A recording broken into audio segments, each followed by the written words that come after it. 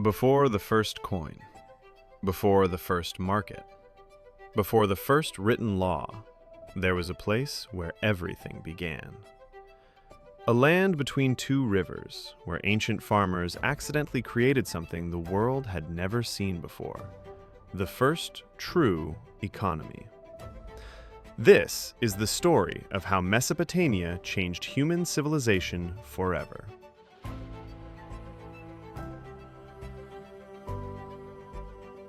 Chapter 1: Rivers, Harvests, and the Birth of Cities. Mesopotamia, a land between two great rivers, the Tigris and the Euphrates. More than 5,000 years ago, the first cities emerged here, giving birth to the earliest economic system in human history. The annual floods of these rivers left behind rich, fertile soil. People learned to channel the water into fields using canals and dikes. This created an agricultural system capable of feeding thousands. With larger harvests came something new: surpluses. For the first time, not everyone had to farm. Some people became craftsmen, builders, priests, or traders. This led to the first professions: potters, carpenters, weavers. People began trading goods, and the economy started to grow. Over time, these settlements grew. Houses became larger, streets narrower, and populations expanded. Villages transformed into the first true city-states. This is how cities like Ur and Uruk were born. Each had its own ruler, its own temples, and its own economic network, from farmers to traders. Chapter 2: Temples, Taxes, and the First State Economy. In Mesopotamia, temples were not only religious centers. They were the first administrative buildings, the first banks, and the first economic offices of the ancient world. Farmers brought a portion of their grain, oil, and wool to the temple. These were the first taxes, collected not in money, but in goods. All collected goods were stored in massive temple granaries. From there, grain was distributed to workers, craftsmen, and builders as payment for their labor. Priests became the first economists of the ancient world. They kept records, managed resources, and coordinated the labor of entire cities. This was the birth of the first centralized economy. The temple managed not only goods, but land, labor, and trade. And this temple system became the heart of every city. It was here that the first government structures and the world's first economic models were born. Chapter 3: Writing, Accounting, and the Birth of Literacy. Over time, Mesopotamia's economy became too complex for memory alone. People needed a way to record who brought what, who received what, and how much grain remained in storage. And so the first accounting symbols appeared: small clay tokens, each representing a quantity of grain, oil, or livestock. Over time, tokens were replaced by symbols pressed into soft clay tablets. This became cuneiform, the first written language in human history. And here's the surprising part: the first texts in human history were not legends or myths. They were tax records and delivery logs. Clay tablets recorded debts, business deals, marriage contracts, land leases, and even fines. Writing became the foundation of the legal and economic system.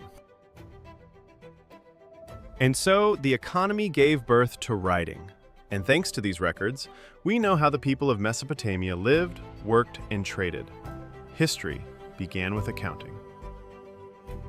Chapter 4: Trade, Caravans, and the First Entrepreneurs. As Mesopotamian cities grew, they lacked crucial resources. They needed metals, timber, and stone, things Mesopotamia had very little of, and so they began trading with distant lands. On land, goods were carried by large donkey caravans. They traveled for weeks, across deserts, hills, and rocky roads. This became the first overland trade network in history. But the fastest way to transport goods was by water. Along the rivers in the Persian Gulf, Mesopotamians sent boats filled with grain, textiles, and oil, returning with metals and timber.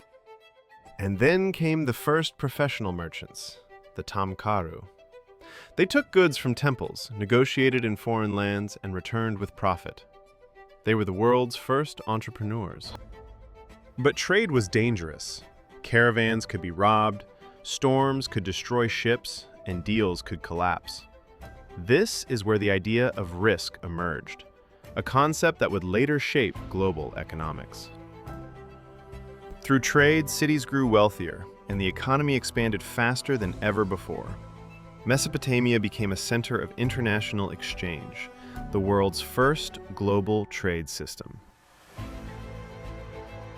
Chapter 5: Crises, Debts, and the Legacy of Mesopotamia. But when an economy grows too quickly, problems appear. Harvests could fail, granaries could empty, and people began borrowing more and more grain.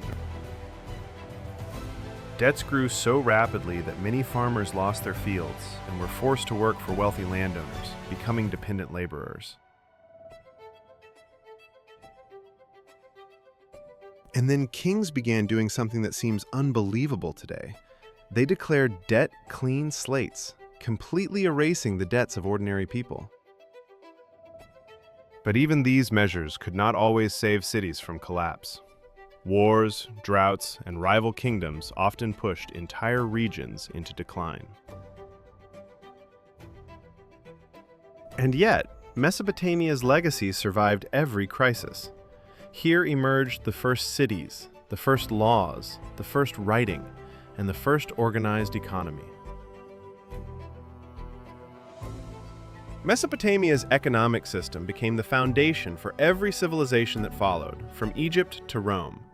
It was here that humanity first learned to record, to trade, and to manage entire cities. Epilogue: How Mesopotamia Changed the Modern World. Today, 5,000 years later, the influence of Mesopotamia surrounds us everywhere, even if we rarely think about it.